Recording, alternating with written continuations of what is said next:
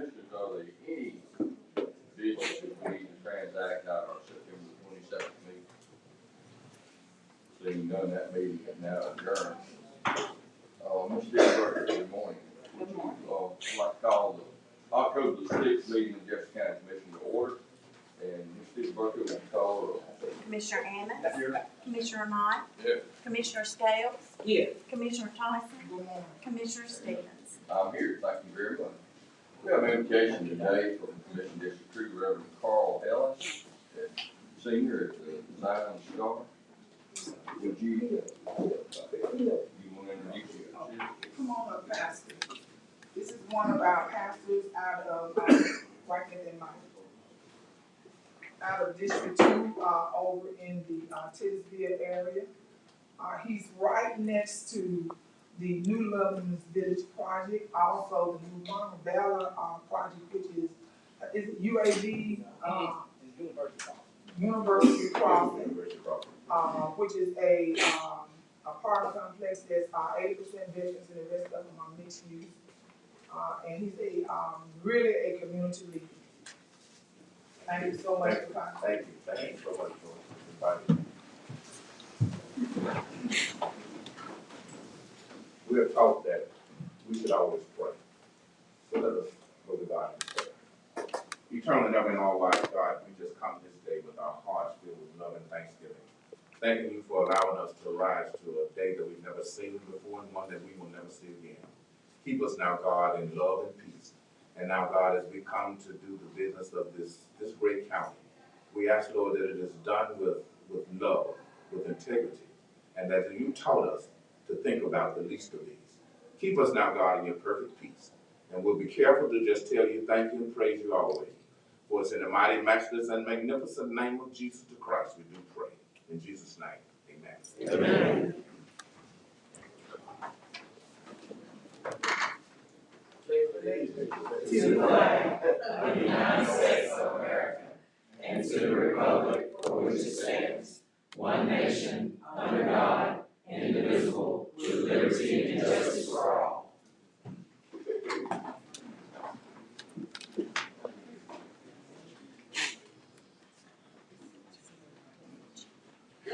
Good morning, everyone, again.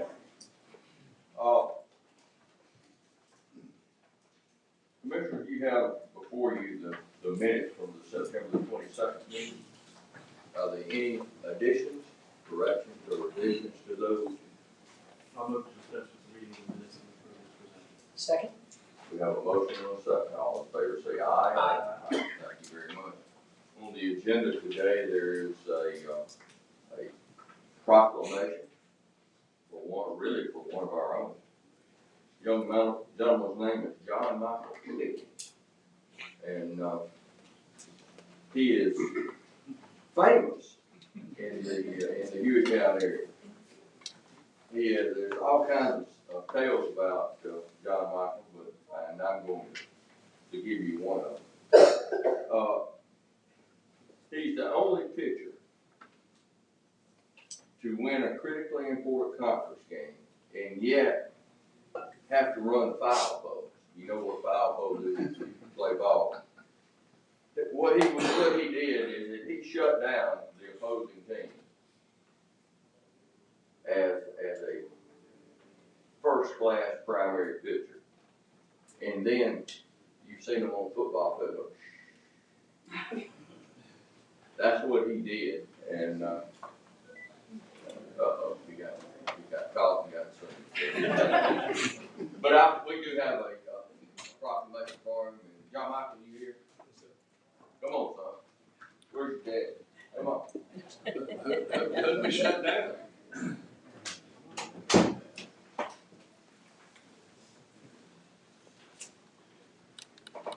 Now I'm going to present this to you a lot bigger than your dad. All right, that's what's this. This is the proclamation. And I'm going to paraphrase this because he's done so much. It's 2 pages long. So, whereas John Michael Pickett was born to Michael and Tanny Pickett. Come on, Mom. You want to come up? on the 6th day of December, 2004, in Uniontown, Alabama. Whereas he has a younger brother, Landon. Landon here? Landon, okay. Whereas John Michael started his love for baseball, well, let's do it this way so everybody can see. Yeah. There we go. At the age of 3 years old. You're a professional now. Whereas John Michael is a member of the Uniontown Middle School baseball team, who were conference champions from the year 2017 and the year 2019. So you've been on 2 championship middle school teams. Whereas John Michael Clifton has been a member and a pitcher of the Uniontown High School baseball team since 2019. Whereas the Uniontown High School baseball team finished the season 28-12, which is a pretty good record in baseball. John Michael was a starting pitcher for the Golden Gophers and a record of 8-2, and also was 4 for 4 in save opportunities. That's probably as much as important as that 18-2 record. Whereas John Michael was a starting pitcher for the Golden Gophers with a record of 8-2 and had those 4 save opportunities, and he faced 228 batters while allowing only 7 runs. Joe, you can appreciate that one. That's quite a feat. John Michael had 103 strikeouts for the season and an earned run average of .831. That's less than 1 run. This is the second high school season in a row with an ERA under 1. Pretty good. What's going to do next? There you go. John Michael was selected to the Alabama Sports Writers Association first team All-Star team in 6A. Only 17 other Golden Gophers have reached this honor, and most of those are playing in the major leagues. So I used to teach at Uniontown, so I've got a little insight in this. Whereas John Michael also selected for the Jefferson County School Coaches Association Pitcher of the Year. John Michael was the first Uniontown player to be awarded the Jefferson County Schools Coaches Association Pitcher of the Year. Congratulations. Now, be it therefore resolved by the recommendation of Jimmy Stevens and the Jefferson County Commission, the state of Alabama recognize and congratulate John Michael Pickett on your achievements. This is an honor to recognize you in this way, son, and we're proud to call you and your family members of our Jefferson County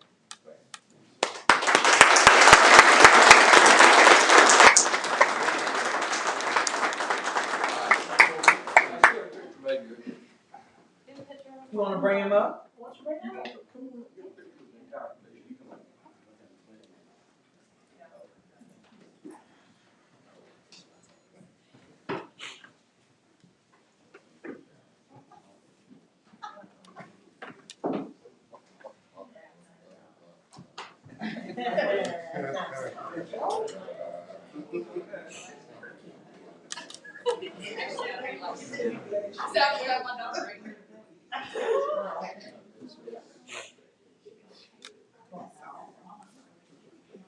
All right, we ready? 1, 2, 3. Awesome. And this is great. This way we don't have parents spending. Oh, Where's that come from?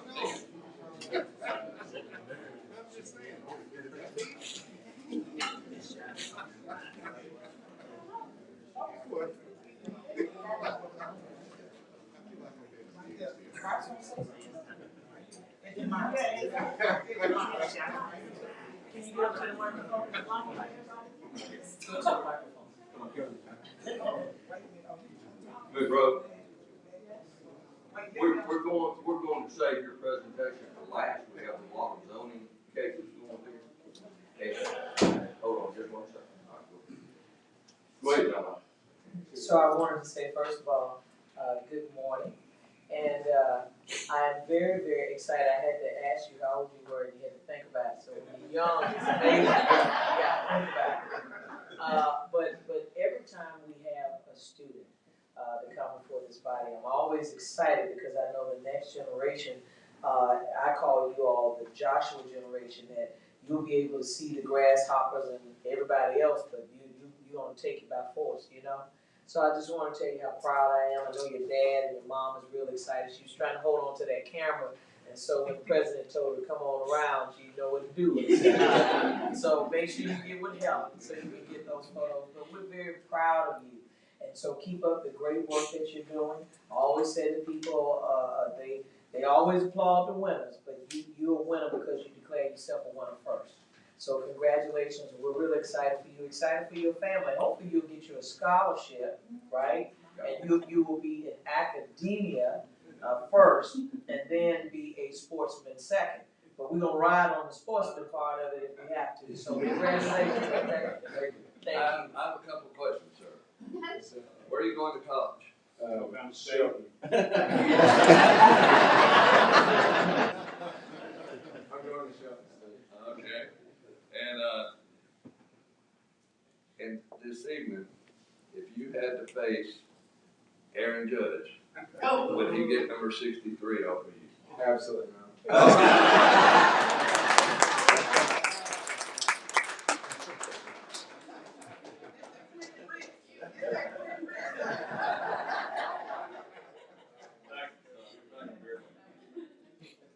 Commissioners, we have 5 zoning cases.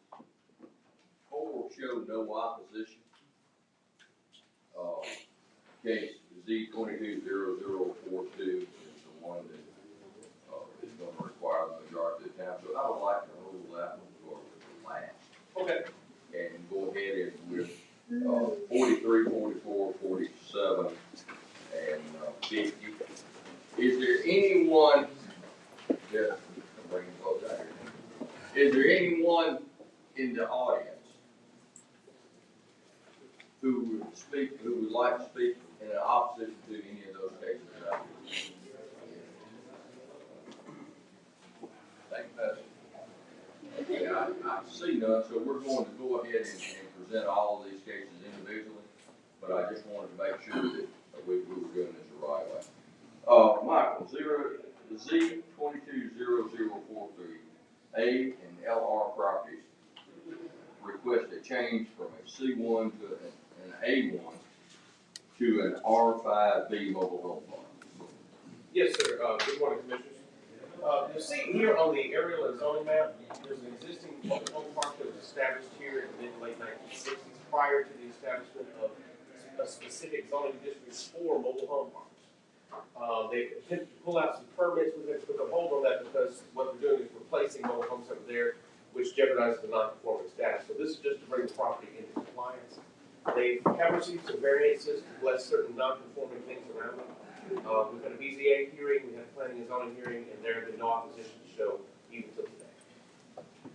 Like open a public hearing for Z-220043. Is there anyone in the audience speaking in favor of or in opposition to this particular zoning issue? Hearing none, public hearing is closed. Move the item. Second. Item's been moved and seconded. All in favor say aye. Aye. Thank you very much. Next is case Z-220044, Deborah J. Hall, owner, and Matthew Horsley. Agents request a change in zoning from I-3 to A1 for residential use.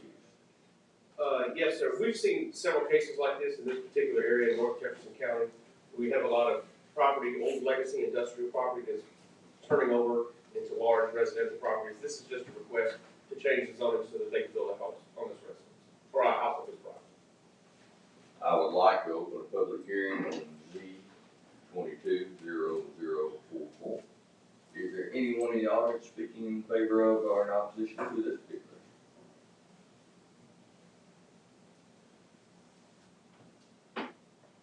Seeing none, this public hearing is closed. Vote the item. Second.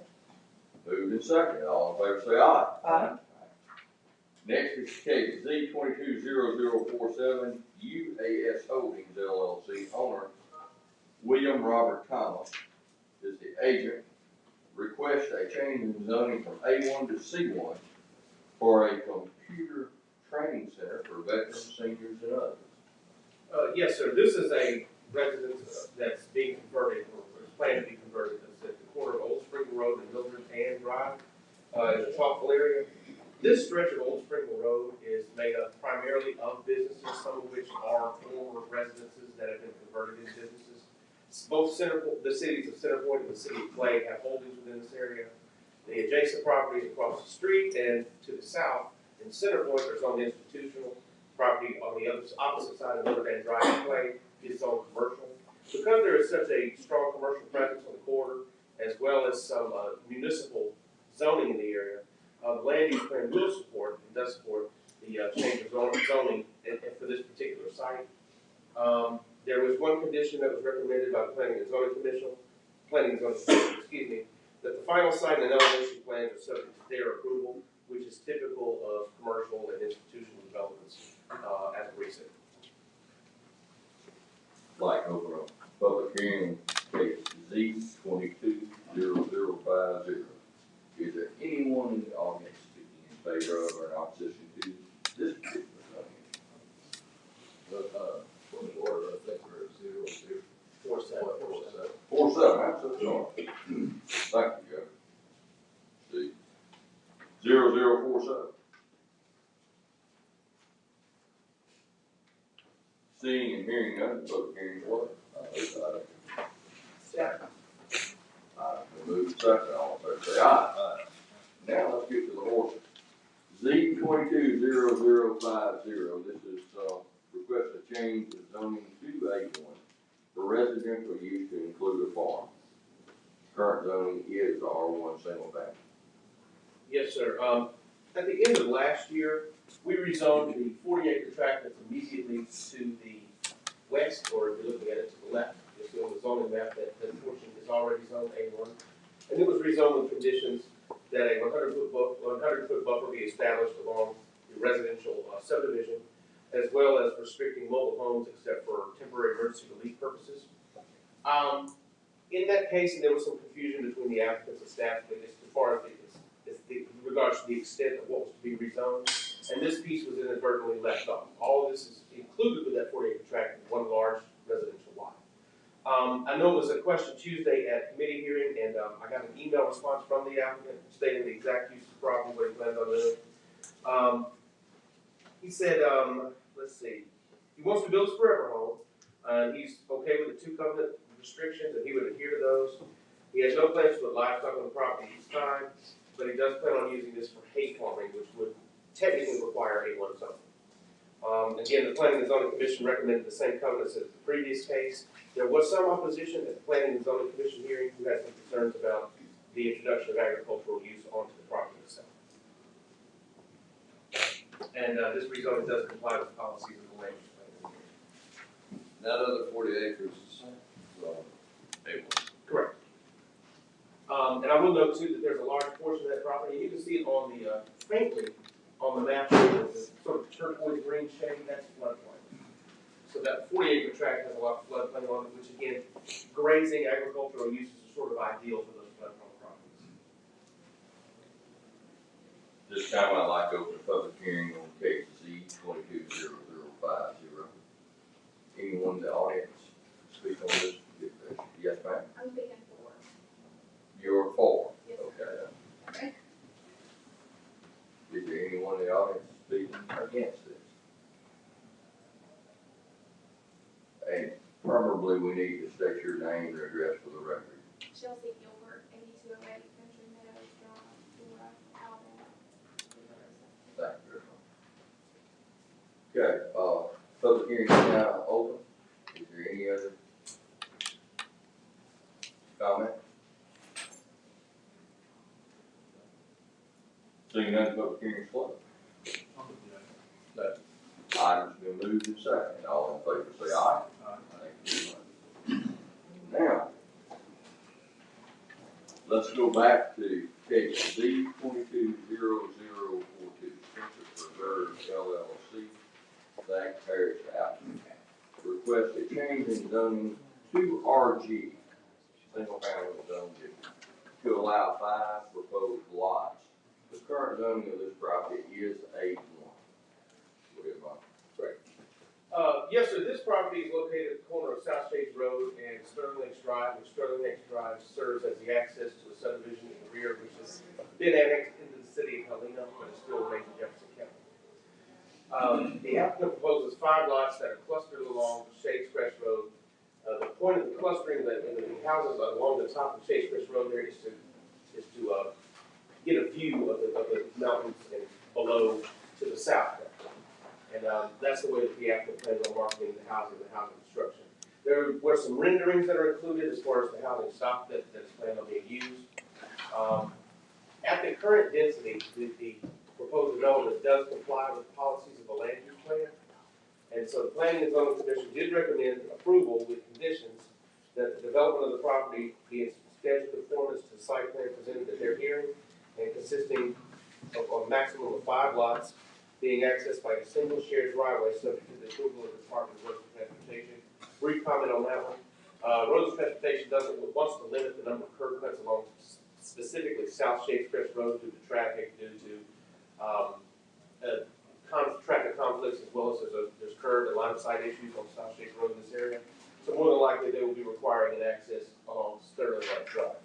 Second condition is that maintaining a 50-foot buffer along the rear portion of the property, except for if there is a particular situation where a detention pond needs to encroach in there, and they put a provision just allowing for the maximum extent possible if that detention pond does indeed have to encroach within that 50-foot buffer. And then they also included a condition restricting the minimum house size to 1,500 square feet, which was a concern of a lot of the opposition that was there at the hearing. This case has had significant opposition that we've heard at the planning and zoning hearing, as well as via emails that we've received. I received extra email, or I've provided you with every email that we've received that you didn't receive, that we received up to the close of business yesterday. And those are on your dais.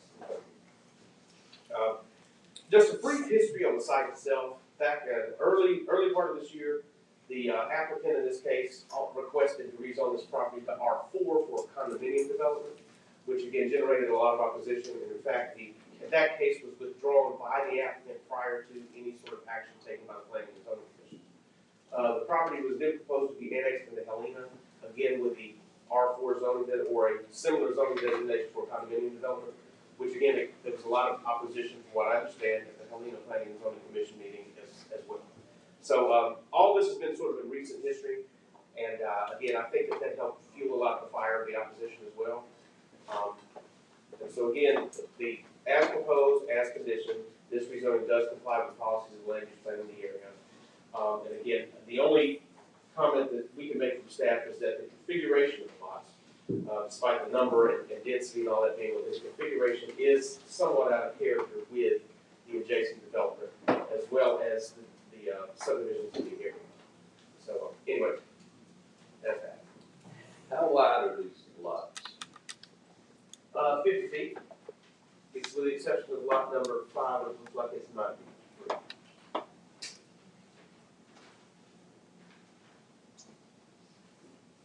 I mean, they're pretty deep, but Yes. I got it side by side. Right. And again, the hope is just to maximize the amount of development that can take advantage of that view of the property. And I see the photographs of the pictures of the proposed houses. They're very nice, except they look like they're on a half-acre lot. Right. On the picture, so, you know. How much space in between the houses? It has to be 10 feet outside wall to outside wall. Yeah, That's what's so required. if you're in your house and you say, hey, baby, come here, you know, you're gonna get answers from 2 different. Yes, sir.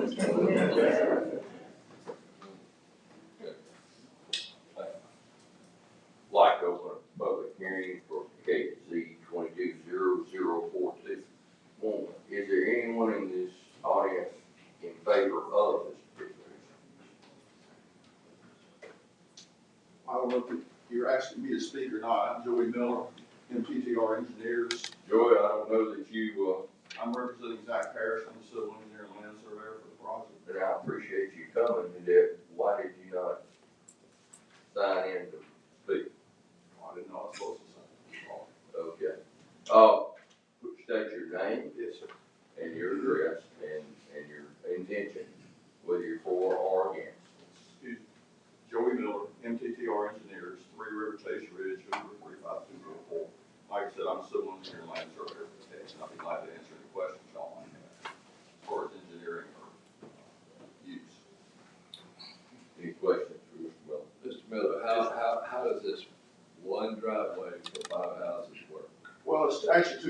sir. There's, if you look, see where it says Sterling Lakes Drive? I know, it's hard to see. I've got paper, because I can't see PDFs either. But it's a joint use driveway. You come in past, just a little bit past the median, you turn in there, then there's also a driveway coming off on lot 2 coming off. We'll have to have a permit from the county roads and transportation for the Shakes Crest Road driveway cut. So there's actually 2 driveways for all. Will both driveways be accessible to each of the 5? Yes, there's an ingress egress easement across the front of the lot, and there'll be, everybody will have access to it. What is the distance of that from the house or the porch to that driveway in the front? There's enough room for 1 car to park. So if you're somebody like me that uses their garage for storage, junk, you can park 1 car for about 20 feet from the driveway that's joint use to the house itself. So there's no rear garages No, or anything? No, because the way the topography is, it's relatively flat along Shades Crest, but at some point, it really falls off pretty steeply, and those houses will all be 2-story. They'll have full basements.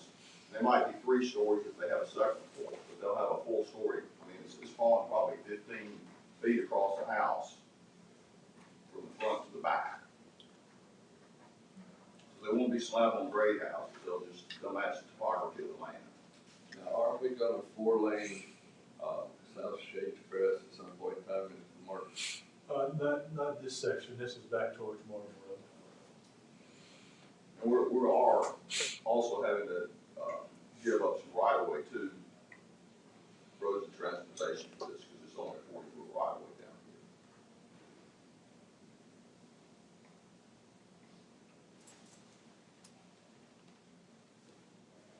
here. Any other questions for Mr. Miller?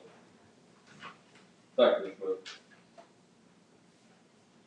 Okay, y'all, we have 3 people that are scheduled to speak against this. Let's begin with Terry McElroy. Terry, you here?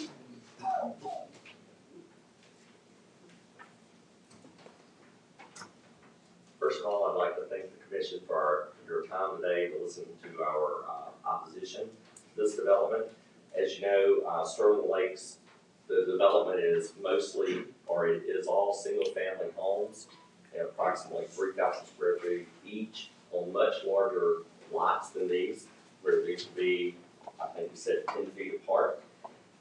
So our first concern is the access to the houses or the proposed homes will be coming off of Sterling Lakes Drive, which according to the Sterling Lakes plan for phase 1, 2, and 3, it does not show this development at all. And although this 2.6 or so acres is not inside the Sterling Lakes subdivision, the access to it is going through our subdivision, which will impact the residents of Sterling Lakes, and it actually comes off right after the divided median in our entryway. I wanted to say that this is not the first request, as I think it was mentioned before. I believe this is our 4th time presenting opposition, and each time the plan changes. It goes from condos and now we're single-family homes. But at the meeting that we had, the last meeting, the square footage changed multiple times, and the proposed price of these houses changed multiple times. Ultimately, the presenter, Mr. Joey Miller, presented these as being 2,000 square feet or 3,000 square feet, single-family homes, upper scale. And then we determined after talking about the zoning requirements that it only requires 1,000 square feet, and therefore it was, we ended up at 1,500 square feet.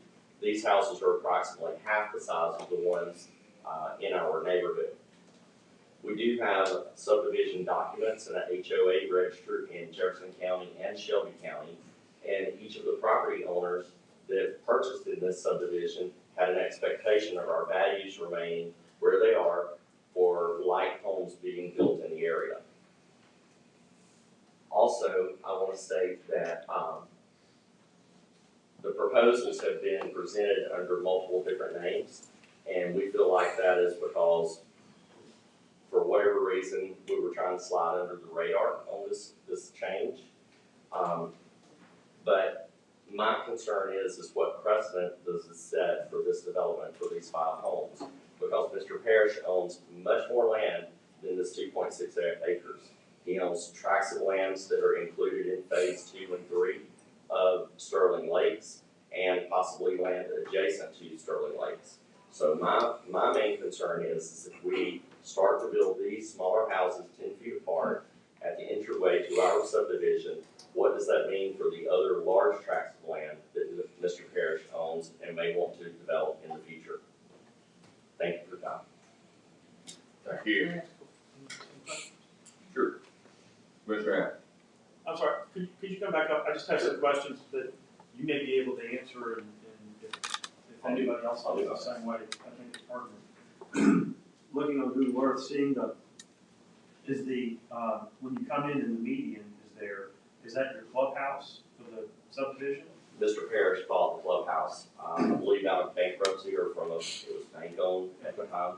So he actually owns that and is not accessible by our subdivision. He uses it for private use. I believe he may rent it out occasionally for other people as well. Okay. And this may be a question for you or for Michael. Is there any other subdivisions in the area that are RG or smaller homes?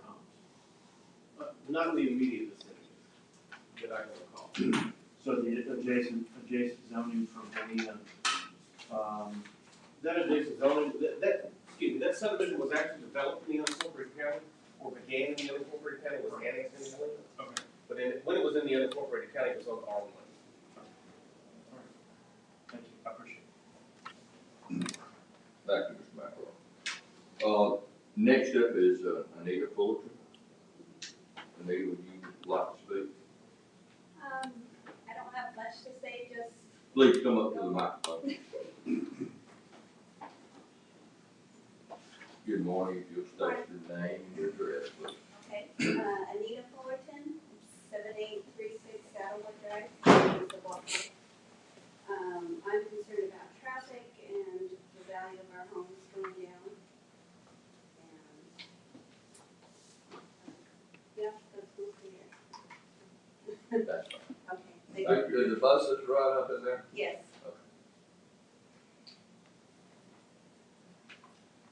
Next we have, is this Lashunda? Lashunda.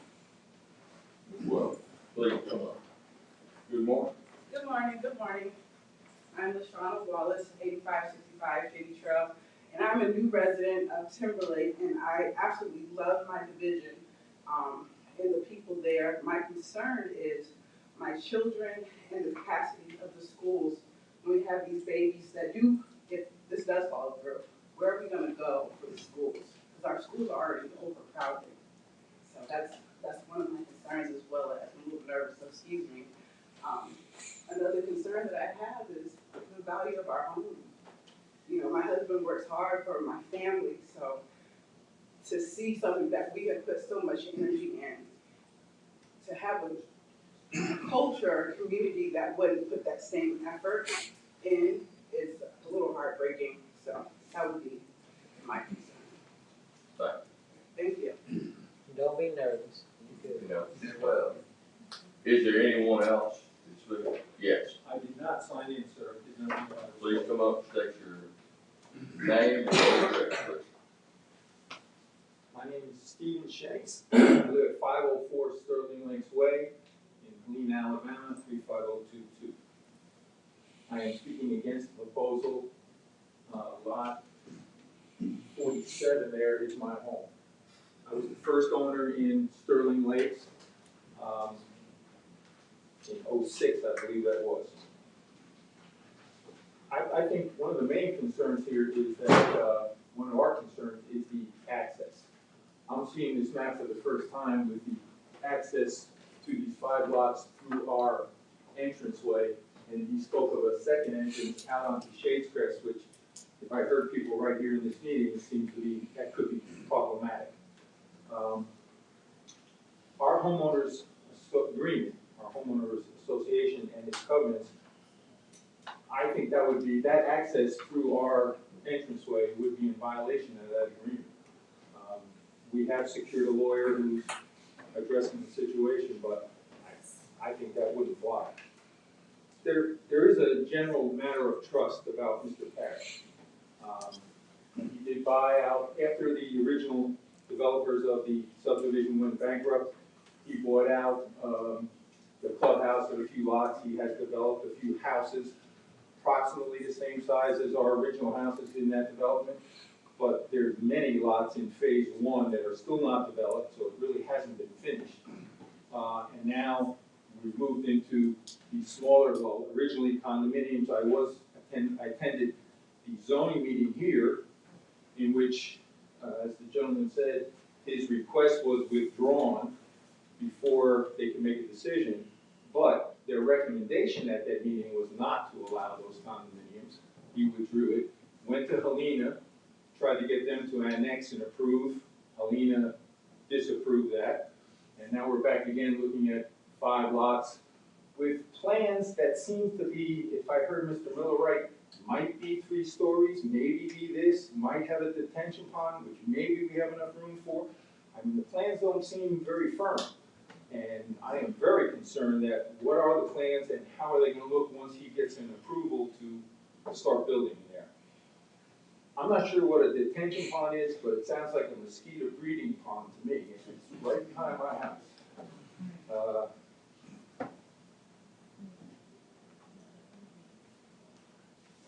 I agree with Terry that, you know, these applications that we've been looking at have come through different applicants, different names, different corporations.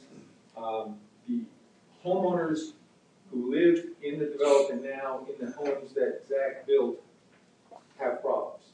They don't speak highly of Mr. Parrish or how they were dealt with. So again, it's just a matter of trust about this situation. And I think that basically covers it. Thank you very much. Is there anyone else? 4? Yes. I apologize, I wasn't aware to sign in. I'm applicant Zach Parrish, 8673 Lake Drive, that's where I'm in, 35022. It is a matter of trust. I really don't know how to address that. Most of the opposition do not know me as far as the homes that I built in the community. There's no known problems outstanding that I've got into. So I think this is just a tactic because they don't have a proposal, and that's okay. I live in the area. My personal home is about 2.5 miles from here. I'm proposing luxury, nice homes due to the demand that's coming to the western area, the hospital and the other growth we see, that I think should be able to take advantage of these views and the location of the area. So that's the purpose behind my proposal. I do intend to build a very similar structure to what we provided. We haven't gone through the full planning phase yet because we wanted to have this behind us first to know that we can pursue this project. With respect to the clubhouse and the community, I don't own any additional lots in the Sterling Lake side property behind it. The clubhouse I do own, and I actually let people use that on a reservation basis free of charge, no rent, because there is no HOA set up that can manage that and maintain it. So that's all been done at my expense. No expense to the homeowners, no annual dues or anything. So if there's any questions you have of me, I'm here. I have a question. You got 5 homes stretched together. You got one place for a car out front, and then you've got, looks like an access on the back of the lots. So if somebody has 2 cars, maybe a husband and a wife have a car, and we only have room for one, where would the second car go? Just like in the backyard? Well, no, so we've got a 10-foot storm sewer easement across the back to allow for storm sewer drainage to the detention pond. The front, there's a 28-foot ingress egress easement with additional 2-car placement parking outside of the garage. So essentially, you've got a 28-foot ingress egress that will serve as a street access, a road access like you would have in any community. And then you've got parking spaces off that. You'll see there's driveway to actually reach the house beyond the front building line. Where's the garage is gonna be on these? There'll be front load garages. Front? Yes, sir. So, As proposed on our drawings. right, so you brought it up, but you're selling this as you want people to have the view. Where's the view? Backwards or front? Backwards is primary view. Yes, sir. Any other questions, Mr. Perry? Thank you. All right, this time, is there anyone else? I'd just like to address some of the comments if I could. Sterling Lake Drive is a public right of way. The HOA has no control over that right of way. It's the city of Helena Street. And we have to get a driveway permit from the city of Helena, but it is not under the auspices. It's not a private drive. It's a public road. And we have one curb cut on Shades Crest Road, one curb cut on Sterling Lakes Drive. No matter what happens at this meeting, we will have access, one curb cut on Shades Crest Drive. It's not a denied access. I mean, so we're within our rights to ask for one driveway. And in my view, from a traffic standpoint, it's better to have two driveways, one off Sterling Lakes and one off Shades Crest Drive. As far as detention, somebody asked me, didn't know what it was. The idea is you mitigate the stormwater so it matches the runoff as it is now and doesn't increase the runoff downstream. That's fairly standard and it's fairly common in the residential subdivision. And at what point will you give up your ability to maintain that detention? Well, the homeowners, there'll have to be a homeowners association that maintains it. The county doesn't do it anymore. At one time, they would just, do a detention pond and that would be it. But there's actually a set of regulations that you have to go by. In a homeowners association, that's what, they would have to have a maintenance agreement, have it inspected yearly to make sure it's functioning properly, and have dues to maintain it properly. So that's all part of this. Okay, on that second ingress and egress driveway, if you're, You're talking about off Shades Crest? no, sir. Those off Sterling Lake? Yes. Okay. All right. Is there a median in Sterling Lake? Yes, sir. So it'd be a right turn only coming out of there. You'd have to go up, U-turn, and come back out to access Shades Crest. The way I envision seeing the way this would work is if you're coming home, you turn right on the Sterling Lakes, and then turn right into the driveway and come in and go to your house. As you leave, you would go out and turn right or turn left and go out Shades Crest, depending on which way you're gonna go. Most people would go to the right, which is kind of north and eastward, 150. So you're gonna have a loop kind of road Yes, driveway. that's right, that's right. So you, like NASCAR, just pull into your pit stop there. Well, I'm really having trouble. Well, it's a 25-foot wide driveway, so this is wide enough for two cars to pass. I brought pictures. So that's the median. We're talking about after that comes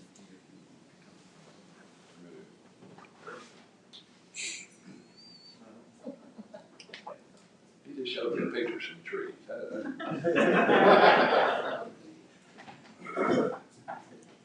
all I have, Mr. President. Is that it,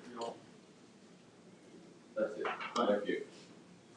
This time I'd like to close the public hearing of case Z 220042. Motion to deny. We have a motion to deny and a second. All in favor for the motion to deny? Aye. I'm abstaining. We have 4 ayes and 1 abstention. To deny. To deny. So that concludes the zoning area. Ladies and gentlemen, if y'all want to Go ahead and into your normal business, y'all welcome to, we're doing the regular commission work now.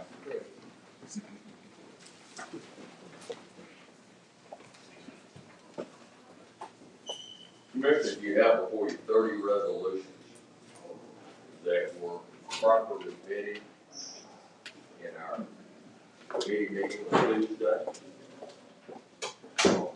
Is there any particular item that appears on the agenda that you would like to pull separate vote or consideration? We have a motion and a second, 1 through 30. All in favor say aye. Aye. Thank you very much. We have one item that has been asked to be considered by Commissioner Tyson. It is a presentation, which I don't really believe what are we presenting? Okay, Ms. Grovey wants to address the county commission. Ms. Grovey, can you come up here? Let me clarify. So Ms. Grovey, it's good to see you today. Later. Normally we do not accept public comment for the county commission. It is not addressed anywhere in our rules and regulations. Okay. Normally a presentation that we have would be before a fact. And what we've done is that Commissioner Fox has presented a resolution for the county commission to consider Saturday voting or Saturday absentee voting. I can present it to open the doors. And it says Saturday voting. I want you to open the courthouse doors. That's the difference. And it was denied. So I want you to understand that I believe that it'd be up to the pleasure of the commission whether we hear it or not. But at the same time, I understand that it is moved that this was addressed. And we'll go forward from there. County attorney, did I state that appropriately? No, he did not, because I didn't ask him to approve Saturday voting. I asked him to approve opening the doors of the courthouse. Right. And those are two different things. So what you had, as I understand, is that there was an item before the commission to open the courthouse, which is the only purview that the county commission has relative to the election process. So I want to make sure that if we're stating that this is clear, that there is no authority, the election commission, the clerk's office, those are the folks that have the authority to deal with anything that is voted. So I want to make sure that is clear, is that the only thing that was before this commission, the only thing this commission has relative to voting, the absentee process will be opening and closing of the courthouse. So any issues relative to Saturday voting or the ability to do that is not something that is in the purview of the county commission. So I just want to make sure that that's clear, that everybody understands that there is nothing that this commission can do relative to the voting process. Absolutely. So just want to make sure that is clear. So that is what was before the commission. Generally, again, our rules of order and procedure do not have any provision for public speaking. That is done through various county commissions, so we don't have a public speaking for presentation, generally recognition for programs, services, that kind of thing, informational presentations of what this commission has historically done. So I hope that. So in order to hear Ms. Rhodes, I would think it would probably be fair if we present that as a motion and just a small, just an affirmative action to do that. I know this is something we don't normally do, Ms. Rhodes. I'm so sorry, but if we never allow. You have let plenty of people come up here and speak. You have let plenty of people come up here and speak. It's either she gonna say it or I'm gonna say it. Either way, it's gonna get said. I understand, and I'm trying to determine the proper venue for you to do that. So I can do it at the end of the meeting. I'm gonna say it, That's President Stevens. And you have let plenty of people come up here and speak. and not to allow Ms. Roby, which have served and been a citizen of this county for the years that she has been living on this earth, is not fair. Chair will And entertain a taking motion 2 minutes is not going to hurt this Chair will commission. entertain a motion to consider. Ms. Rhodes, would you like to make a motion? I would make a motion to hear Ms. Roby speak, That, you know, and which is not even fair for us to even put a motion on the floor, because you have let plenty of people speak without putting a motion on the floor. And I'm gonna remind you the next time we do.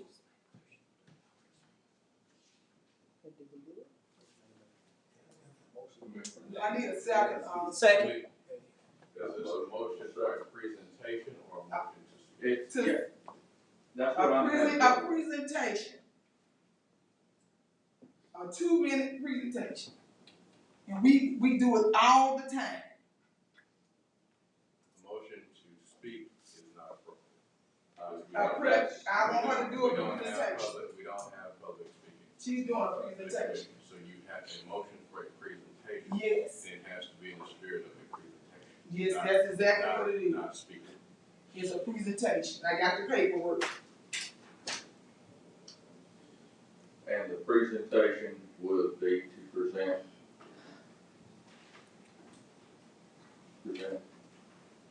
Present what she want to talk about the foot soldiers.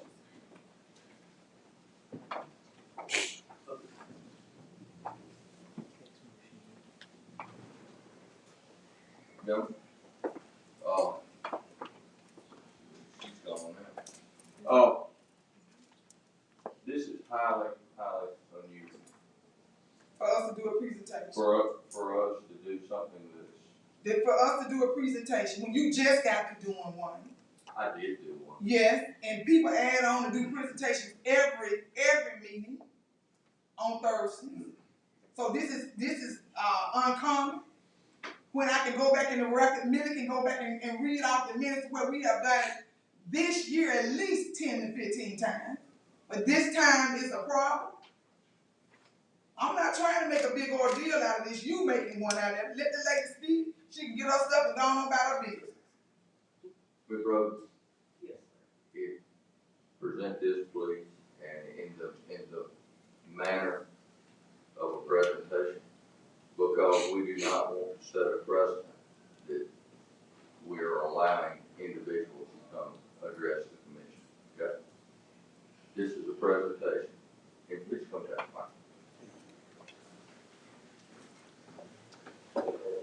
Good morning.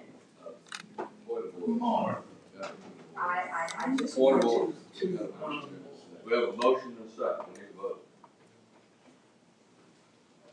All in favor say aye. Aye. Any opposed? Now, good morning again. Saturday voting in Alabama in 2020 was an overwhelming success. The following Alabama counties had Saturday voting in 2020 general election. It was Jefferson County, Montgomery County, Hill County, Sumter County, Perry County, Wilcox County, Greene County, and Dallas County. Jefferson County saw the following numbers. In the Birmingham division, there were 34,505 total absentee ballot cast. It was 1,833 total cast on Saturday. We had Saturday voting on October the 17th. There were 754 absentee person ballots. And on October the 24th, there was 1,079 absentee in-person ballot cast. Saturday voting occurred on 2 Saturdays with the courthouse open on 4 hours per Saturday from 9 a.m. until 1 p.m. Contributed to an increase of 5.6% more registered voters in the Birmingham division, getting the chance to vote in person absentee. The Bessemer division had a total of 14,332 total absentee ballot cast, and there was 1,475 total votes cast during Saturday. Saturday voting on October the 17th in the Bessemer Division was 651 absentee in person. And on October the 24th, there was 824 absentee in person. Saturday voting in Bessemer Division saw an increase of 11.5%, more voters getting the opportunity to vote in person absentee. Saturday voting allowed workers who couldn't get off work Monday through Friday a chance to vote. It also allows students who attended school outside of the county opportunities to return home for the weekend and vote. Elderly registered voters could get rides to the courthouse to vote in person absentee. And I think that would be good for if we can have the courthouse open on Saturdays at least twice a month before the election. Thank you. Mr. Thompson. Yes, thank you so much, Ms. Rowley. I wanna make this statement, and I mean this. This isn't nothing that I woke up in the morning or I wanna do Saturday voting. It's something to get elected into these seats. But it's how you serve once you get in these seats. I'm here to serve the people. And when people text me, I sent Commissioner Scales a text from a father that wanted his children in college to come and vote. Saturday voting provided an access for his children, 4 of them, to come back into Jefferson County and vote because they going to school and they working the other day. I have gotten several calls. I have gotten petitions from Ms. Rowley, from NAACP, several organizations that wanted us to open this courthouse. This courthouse is open because of the taxpayers' dollars. These taxpayers pay these light bills, they pay our salary, they buy this furniture, they do everything in here for us. And for us for this body not to want to open the doors where security is already here, it's not a financial thing because they got the money. It's another underlying problem, the reason we are not opening these doors. Voter suppression is rampant here in the state of Alabama because that's the only reason I can see why these doors are not open. I sit on this commission, I try to work with all 4 of my commissioners and my colleagues that sit here.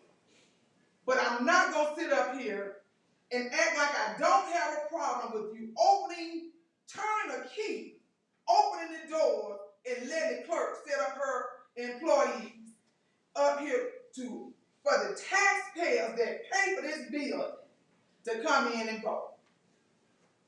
And I do have a problem with it. And I'm highly disappointed that the 21st century, that this is still going on. It's still going on. We should know better. As a county commission, I thought we said we served the whole county. We serve everybody in all the districts. Don't just say it, do it. Don't just keep talking about what we do. Act like you do. I have served people in all of y'all districts in various ways, from utility assistance, food, taking them to the doctor. My staff is working themselves crazy trying to serve not only District 2, 1 through 5. And y'all and these employees know that we have. I'm taking calls from all of the districts. Me and Commissioner Scales get more calls coming into our office, overworking our staff than any commission up here about various things. And this voting Saturday is one of them. So all I'm saying, y'all say y'all ain't gonna do it, okay? But I just wanted you to know how I feel, and the public need to know exactly what's going on. And that's the end of my statement. Thank you, Mr. President, yes, ma'am. as we indicated on Tuesday, If there is a need, for there to be a law change, Mr. President, that this commission would seek, to make sure that we are getting with our lobbyists so that they can allow that to happen. We do understand that we're in a different climate now. I know that was, what was mentioned during the, committee meeting. But what I hope that we'll get to, Mr. President, is where, all of us, all five of us, will be in a posture where we can be able to, have a law in place, follow the law, and we believe it will be very advantageous to all stakeholders within Jefferson County proper. We do promote voting as a body, and we just want to make sure that as we move forward, Mr. President, that we're doing everything possible in order to make that easily accessible to all those who would do what they need to do, which is basically the American way, the American right to vote. So that's what I'm looking for, that we will come back together as a body. We will prepare as a body a legislative agenda that will include the ability for Saturday voting and making the courthouses accessible to those persons that are in Jefferson County that need that additional time period in order to be able to exercise their right to vote. So I just wanted to make sure we get that, Mr. President. But you're right, Ms. Gail, it'll take legislation. It takes a vote to open these courthouse doors. That's all it takes. Legislation for early voting. It takes a vote from us, 3 votes, and we can vote on Saturday. Secretary of State said. You know, there were certain conditions that required the commission take action, called the COVID crisis. The COVID crisis is now, knock on wood, behind us.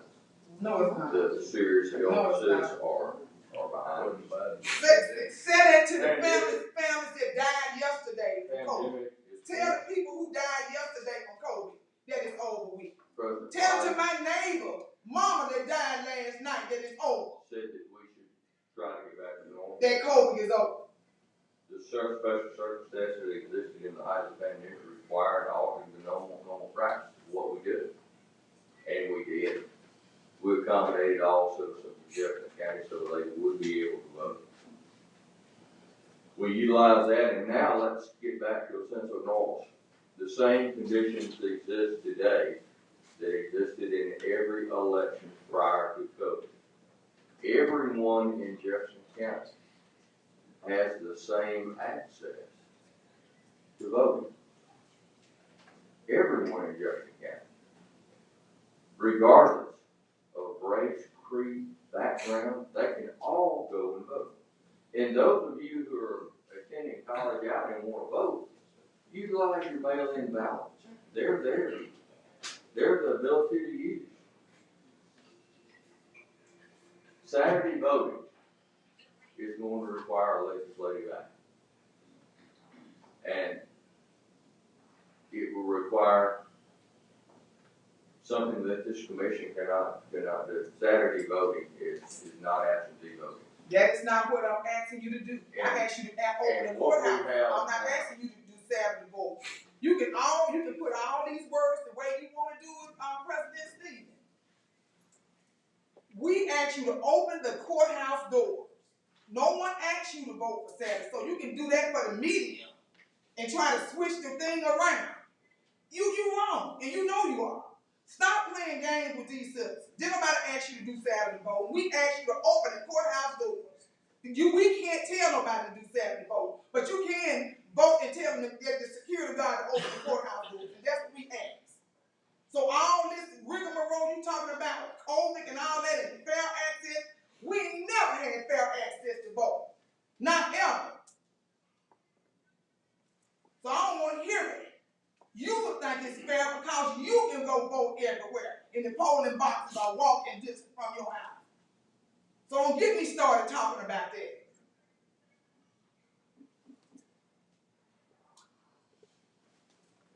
I had two conversations with John Merrill yesterday, and to his knowledge, there was no other county in Alabama that would be utilizing.